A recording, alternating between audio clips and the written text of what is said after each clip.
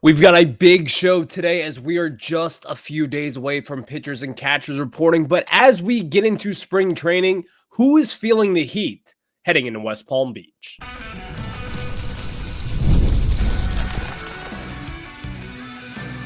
You are Locked On Nationals, your daily Washington Nationals podcast, part of the Locked On Podcast Network, your team every day.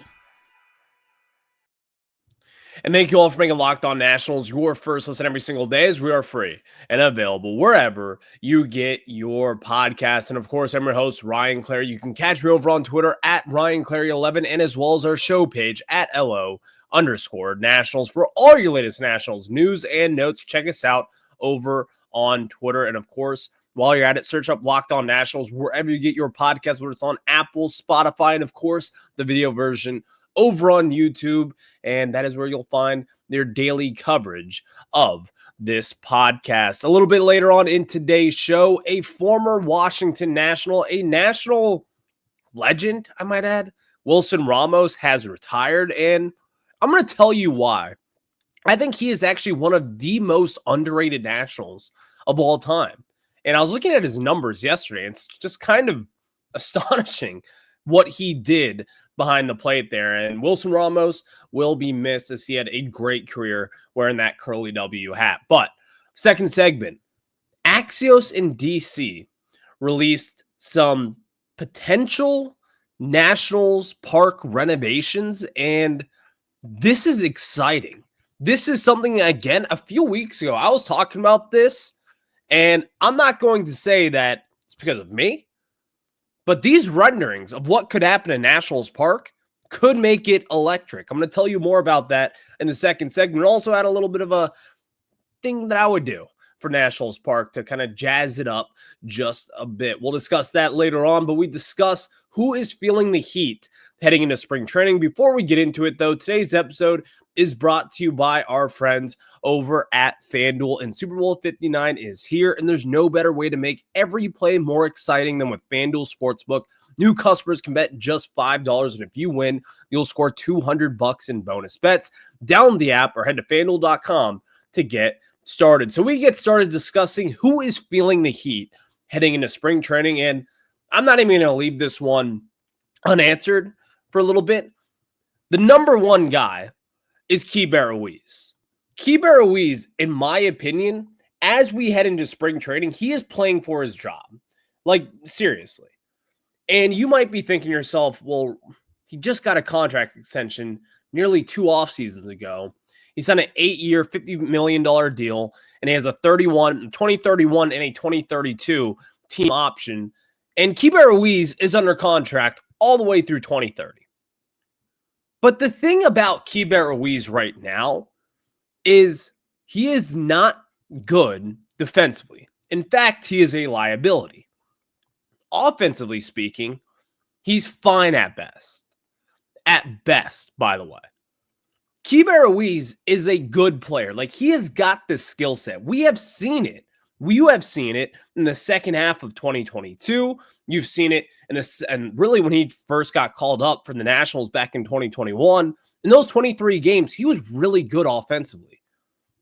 But ever since then, he has been very spotty, to say the least. He has been inconsistent at times. And really since 2021, his performance has completely fallen off a hill. For reference, hear this out. In 2021, in the 23 games that he played with the Nationals, he had a 0.5 WAR. He had a 743 OPS, and he was a very good offensive piece in that time frame. Just this last year, in 127 games, he had a 0.6 B WAR. Just 0.1 better than what he did back in 2021 when he was originally called up from AAA. Keibert Ruiz was once in a time a top prospect for this organization. They extended him believing that he was going to be the catcher of this future. I believed in it. You probably believed in it. And a lot of people around baseball probably believed in it as well.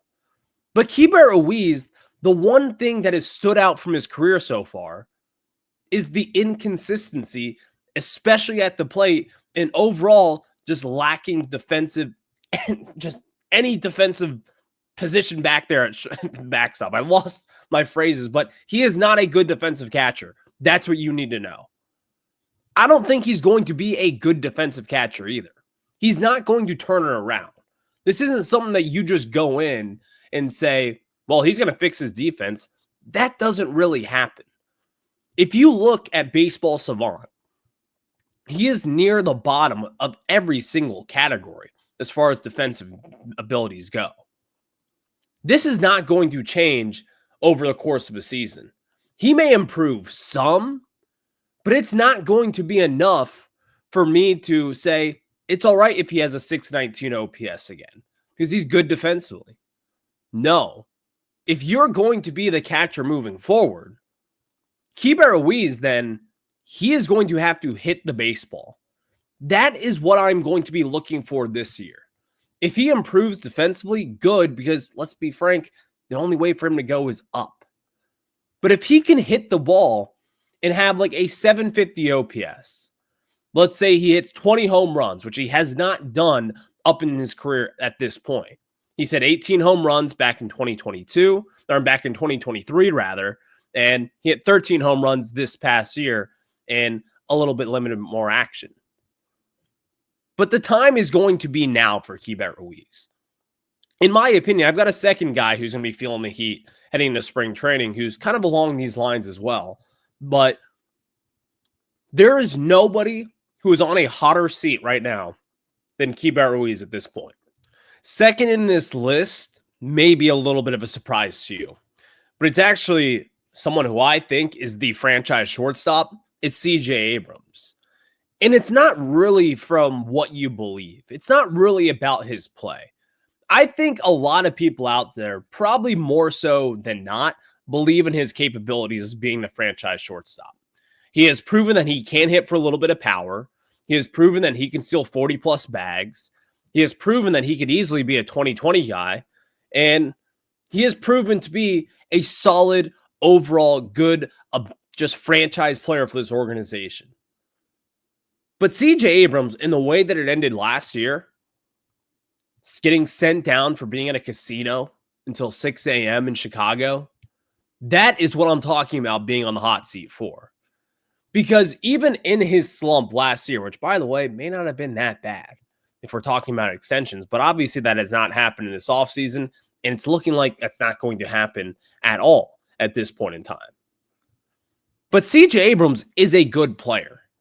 Like, again, a 747 OPS even after his second half struggles. And if you don't remember his second half struggles, then let me remind you, because it was really bad.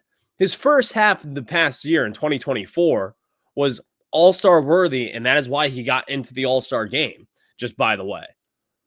But his first half, having a 831 OPS, a legit all-star bat, 15 home runs in that time frame as well, then dropping off in the second half in 49 games, having a 586 OPS, barely batting above 200, and just simply not doing what he was asked to do, which was be an everyday great player, and then ultimately being sent down for being at a casino until 6 a.m. before a game that started at, I believe, 1 p.m. in Chicago. CJ Abrams, he's got some maturing to do, but guess what? When you are 23 years old, making millions of dollars, being on the road basically every single week, you're going to make some mistakes. But he is going to be feeling the heat just like Keibert Ruiz, just for different reasons, in my opinion. Because I think Abrams has a longer track record of success than Keibert Ruiz. But the thing about Abrams is that we have to see him mature on the field and also off the field. You have to see him stay consistent, hit balls in the zone, and hopefully go the other way. And also just be a little bit more disciplined at the plate. And I think he can check all those boxes, but I'm not going to lie to you. I think off the field, with, again, being at a casino until 6 a.m. before a 1 p.m. game, it does ring the alarm a little bit. So I think he is feeling the heat just like Keibert Ruiz, but for different reasons. And again, if you were to ask me today, Ryan, do you believe in CJ Abrams? Is he going to be your franchise shortstop? I say yes, he will. But also, if you're going to be my franchise shortstop, you can't be at a casino until 6 a.m. If you're going to be an all-star kind of player and you're doing that, you know what? I'll turn a blind eye towards it. But CJ Abrams was in one of the worst slumps of his career, and then that happened. It was not a good look at all. So going forward, number one, CJ Abrams, he's just going to have to keep his head down and work in spring training. And I don't really think anything will come from it. But going forward, he's going to be feeling the heat a little bit as we get into spring training. Reporters will be asking him about the casino incident. They haven't talked to him since he got sent down from Chicago. And he's going to be feeling some heat as we get into spring training alongside Keibert Ruiz, who, in my opinion, is feeling the most heat as we head to West Palm Beach and as he gets there within the next few days. So we'll discuss more about pitchers and catchers reporting because we are so close to baseball. It's like 50 degrees out. It might as well be summer at this point in time. So we are getting excited for baseball here on Locked On Nationals. And if you haven't done so already, check us out on YouTube. Again, search Locked On Nationals wherever you get your podcast and hit that subscriber button. Drop a thumbs up or even a thumbs down. Or if you're feeling frisky, leave a comment as well. We'll discuss many more headlines as we enter spring training over the next few days. But before we get into it, and before we get into Nationals Park potential renovations, something that I have been clamoring for forever, I got to tell you guys about our friends over at FanDuel. And Super Bowl 59 is here. One game, two teams, endless possibilities, and there's no better way to make every play more exciting than with FanDuel Sportsbook. Whether it's predicting the first touchdown, calling the MVP, or even betting on the coin toss, FanDuel makes it easier to get in on the action with live betting all game long. You can adjust your bets as the game unfolds and feel the thrill from kickoff to the final whistle. The live betting feature lets you stay involved no matter what happens on the field, and the app is super easy to navigate. Plus, knowing that you can place a $5 bet and potentially win $200 in bonus bets for the Super Bowl, that's the icing on the cake. Download the app or head to FanDuel.com to get started. Bet just $5, and if you win, you'll score $200 in bonus bets. That is FanDuel.com. Bet with FanDuel, the official partner of Super Bowl 59. Thank you all for making Locked On Nationals your first listen every single day, as we are free and available wherever you get your podcast. So if you guys have not seen this yet, you're in for a treat. Nationals Park might be going over a new little facelift. And let me say this, there is nothing that gets me more excited than stadium renderings, whether it be a new stadium or an old stadium or whichever stadium out there. I am here for the stadium renderings. And let me tell you this, the center field gate, this is what I saw first off. Axios in DC, I believe just yesterday, released renderings of Nationals Park and what it could look like with these potential upgrades. And by the way, just so we're all clear here, the Lerner family, they do not own Nationals Park. It is owned by, I believe, DC Events. It is owned by the city overall. That's really all you need to know. So I don't know where the money would be coming from. Would this be taxpayer dollars? I don't know at this point in time. Would it be the Lerners forking over some cash? Who knows at this point? But I'm here to tell you that these stadium renderings, which I cannot show on the stream, but I can point you to, is look up Axios.com, Nationals Park, or Google it, and you'll find these stadium renderings, and it's really cool. The center field gate that you all know that is right there on N Street in the corner of Half Street as well, right when you walk off Navy Yard Metro, by the bullpen, by all the bars there, by Walter's Bar in DC. You see that gate, you know that gate. It's right by the MGM Sportsbook, as well as the ticket concession stand as well. They want to completely facelift it by pushing back the gates a little bit closer to the field itself and making that area kind of what it has been the new renaissance of stadiums, making it more restaurants, bars, and just entertainment centers as well. And it looks really cool. From this one rendering, I can tell you this, it looks as if there would be a second deck, so to speak, at Nationals Park that would become like a bar or I don't even know what you would call it, but it looks as if it's a bar that overlooks a stadium on a platform level, kind of near the parking garages by that center field gate. And it's really cool. Stadium renderings, again, get me so excited for multiple different reasons. I'm like you. I go to a lot of Nationals games. It's pretty cheap. They're fun. You get 81 of them a year. I want to go to all 81. But I have one gripe with this. Just one. They have a curly W, like statue, so to speak. And again, these are just rough drafts. It may look completely different. They might not even get to this point in time. But they have these rough drafts of a statue of sorts with a curly W there. The one change that I want to make to this, and again, you can find these at Axios DC, and you'll see for yourself. And also, there's a little bit more that we can get into a little bit later on. This is one thing that has really been killing me here. At that center field gate, they have a curly W statue. If only there was someone named Mr. National, Ryan Zimmerman, and he does not have a statue at this stadium. Someone who is a career Washington National, the first draft pick in franchise history, holds all the records that you could think of from this organization. Ryan Zimmerman is literally Mr. National. That center field gate, which, by the way, is the busiest gate in that ballpark that everyone goes to, everyone lines up at. They all come from the bars going into the game. They come from the metro going to the game. The parking garages take you into the game. Why not put a Ryan Zimmerman statue in there like yesterday? Why haven't they done that when they retired his jersey just a handful of years ago? This is the part that makes zero sense to me. When you have someone who is nicknamed Mr. National, you would think that he would have a statue somewhere in the stadium. His jersey is retired, which was an obvious answer to a franchise legend like Ryan Zimmerman. But why do you not have a statue of sorts? I look back at like a team like the Philadelphia Eagles. We're crossing streams here at multiple different sports here, so hear me out for a second. Super Bowl MVP Nick Foles has a statue outside of the stadium just for playing well in about 3 games in the playoffs, in which, by the way, he was unbelievable in.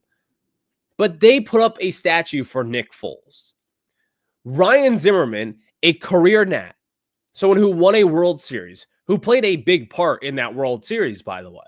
Really good defensively, had a couple of bolts in there as well. He was great in that 2019 postseason.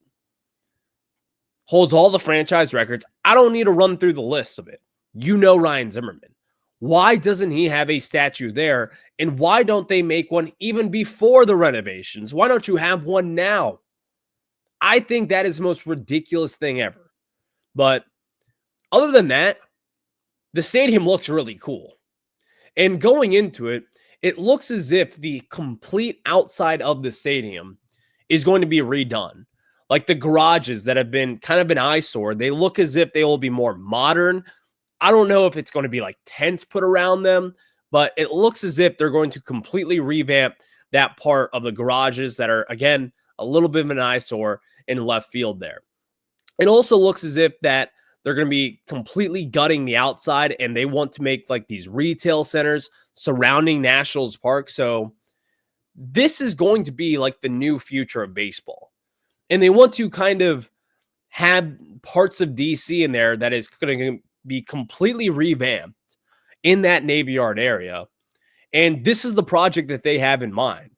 They think that this is going to be the new kind of way at ballparks go. And I think this is the beautiful exterior kind of image that you would want to see entering a new, beautiful ballpark. Because I think the Nationals, what they have right now, the location of Nationals Park is better than really anything that you could sign up for.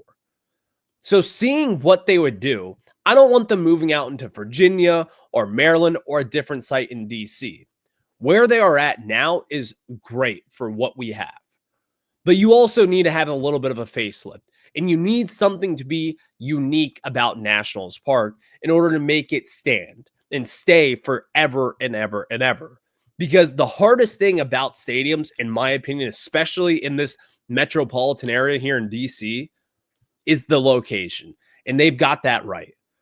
But you need to have something stand out, like Camden Yards, for instance. They've got the beautiful backdrop of Baltimore, and they've got the warehouse there in right field, and Camden Yards is a beautiful ballpark. In San Francisco, you've got that right field porch. You've got in Pittsburgh, you've got McCovey, all the different things of ballparks of what make it unique. Nationals Park is missing that. You don't have the view of the Washington Monument anymore. You don't have the view of the Capitol anymore with all the buildings that have been blown up there. But you can make something unique. And again, maybe it's the Capitol Dome idea over the red porch in left field, and you just completely cover the skyline, quote unquote, of DC. But I think you have to have something unique. And I think with these renderings, you're on the right track to make it something where fans want to go to every single night.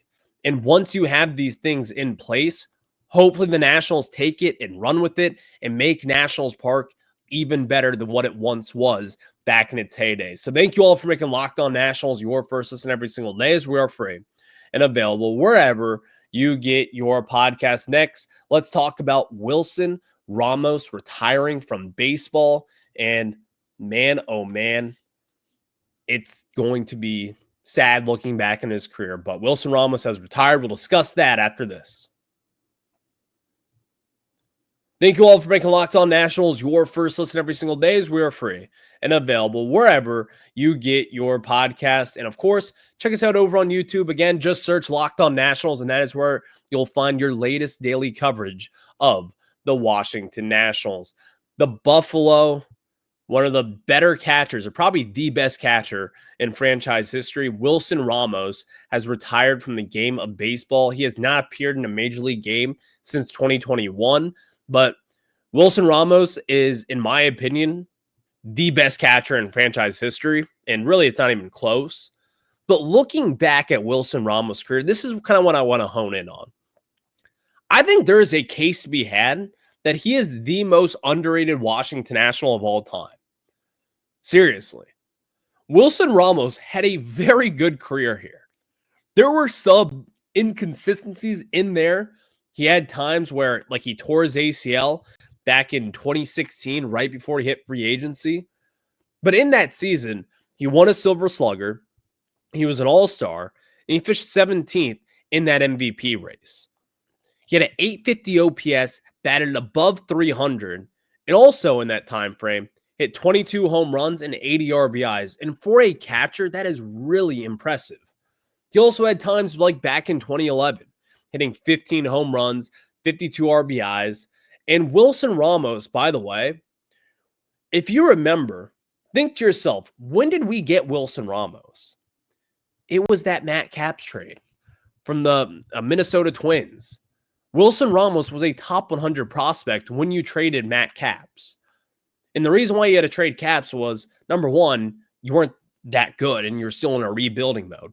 But you got back Wilson Ramos in return, who was never going to get ahead of Joe Mauer, because Joe Mauer is one of, if not the best catcher of all time. And he was going to be in Minnesota, being from that state and being the hometown kid.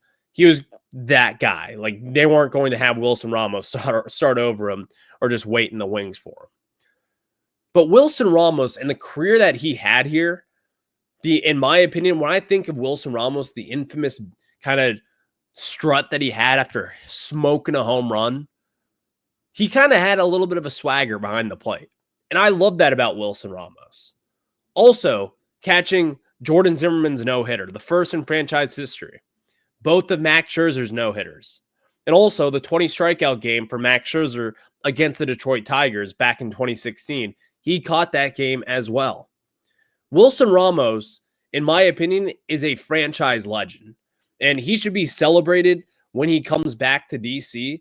It was unfortunate that he never won a World Series here in the nation's capital. He was a two-time All-Star. He did eventually make another All-Star team back in 2018 with the Tampa Bay Rays and was then traded to the Phillies in that same year and did really well and actually killed the Nationals in that short stint in Philly. Went on to join the Mets. He also did well there in 2019, but Wilson Ramos, man, it is sad to see him go.